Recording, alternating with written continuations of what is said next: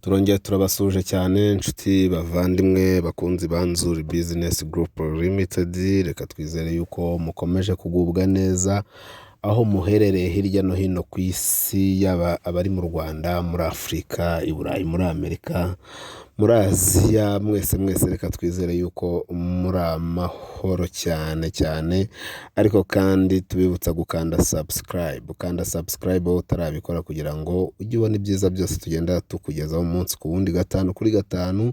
Nta bindi byiza rero ni imitungo itimukanwa, yaba igurishwa, ikodeshwa ndetse n'andi makuru yose ajyanye n'imitungo itimukanwa. Ariko kandi tubonereho no gushimira mwebwe mudahwema kutugaragariza ko mudukurikiye. Dushimire cyane inshuti zacu ziri muri Finland, rwose biratunezeza cyane iyo mutubwira yuko mudukurikirana cyane. Nkuko rero muri kubibona ku mashusho, tugiye kubereka inzu. Ni igipangu kirimo amazu atatu. Iki gipangu kikaba kigurishwa kandi kiragurishwa mu by'ukuri amafaranga atari menshi. Ni amafaranga atari menshi. Iyo mvuze ko atari menshi ntabwo bivuze ko ari makeya, ariko nuko atari menshi ugereranyije n'umutungo waba wibitseho rwose, kubera ko iki gipangu rero nta handi kiri hano mu mujyi wa Kigali rwagati, mu karere ka Gasabo, mu murenge wa Gatsata. Iki gipangu kikaba kigizwe n'inzu eshatu, zirimo inzu nini yo kuryamamo cyangwa se yo guturamo, igizwe n'ibyumba bine binini byiza byo kuraramo, ikagira salon, saramanje, ikagira n'umwanya wagenewe igikoni cyo mu nzu, ndetse ikagira na douche na toilette imwe mu nzu.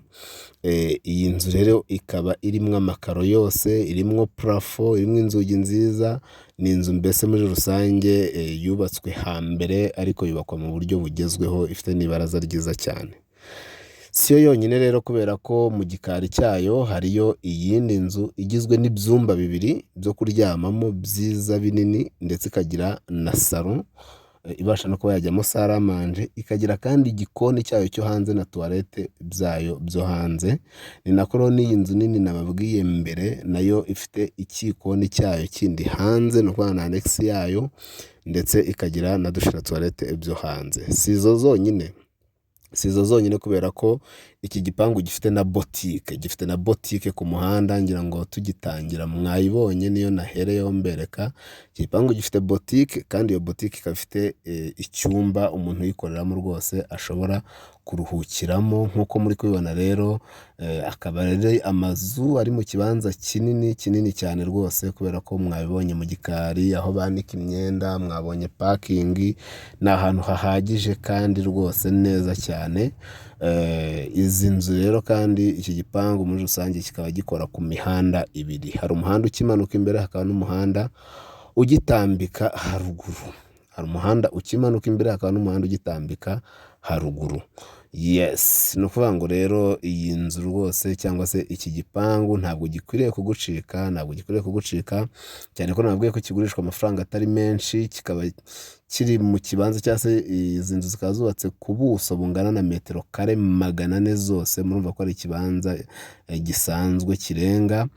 Hanyuma igiciro cy'izi nzu akaba ari miliyoni 35 zonyine z'amafaranga y'u Rwanda, kandi ziganirwaho. Ni miliyoni 35 negociable, ntabwo mu by'ukuri ari amafaranga ya nyuma. Wowe ngwino uhasure, uhashime, hanyuma numara kuhashima uvuga uti njye amafaranga mfite nshobora gutanga ni aya ngaya. Uko bisa kose ntabwo uzagenda mutumvikanye, kuko yashyize ku isoko nawe akeneye amafaranga. Ngira ngo boutique murimo murayireba hepfo, murimo murayibona. Umuhanda umanuka imbere y'inzu muri kuwubona, uca ruguru yayo nawo mwawubonye. Douche na toilette murabibona, byose biragenda bigaragara. Izi nzu rero ntabwo ari inzu zo guturamo gusa, nk'uko nabibabwiye ko igipangu kirimo amazu atatu.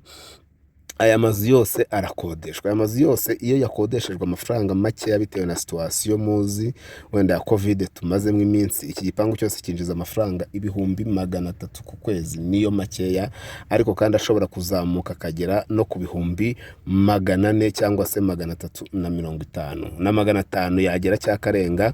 Wahaguze twakwereka uko exploiter ugakuramo amafaranga menshi cyane yuko ushaka kuzivugururaho gatoya ukaziha udusuku kurushaho.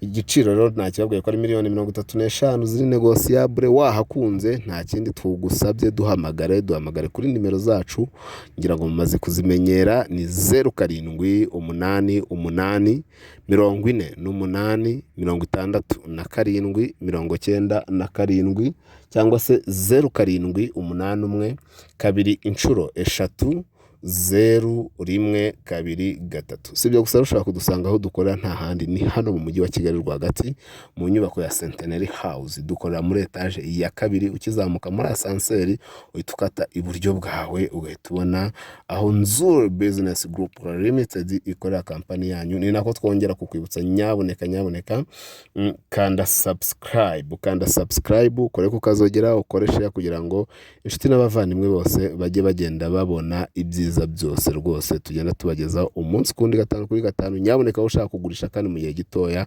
nta handi ni kuri twebwe muri Nzuri Business Group Limited. Niba ushaka kandi kugura ngo tukurangira ahantu hadafite ikibazo icyo ari cyo cyose, tuguha imari ya byungura ndetse utunganirwe, ni nako kandi tukumanagingira imitungo yewe muntu. Ni karibu cyane, turabakunda.